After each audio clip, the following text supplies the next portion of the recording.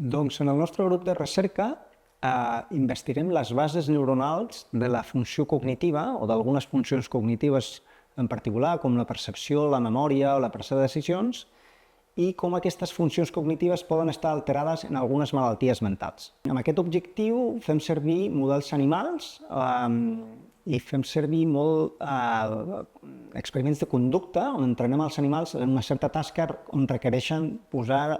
en ús aquesta funció cognitiva, per exemple la memòria,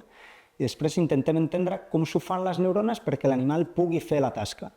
Mirem l'activitat neuronal i podem manipular l'activitat neuronal. Combinem aquesta aproximació amb models matemàtics i computacionals i és per això que en el nostre grup tenim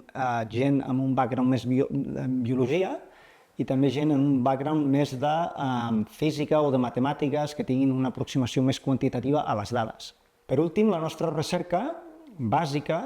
que intenta entendre els mecanismes neuronals de com funciona el cervell pot tenir a llarg termini efectes sobre com diagnostiquem les malalties mentals i com les podem tractar, perquè és necessari entendre com s'ho fan les xarxes neuronals quan fem tot el que fem per després poder actuar en aquelles persones on aquesta funció està alterada.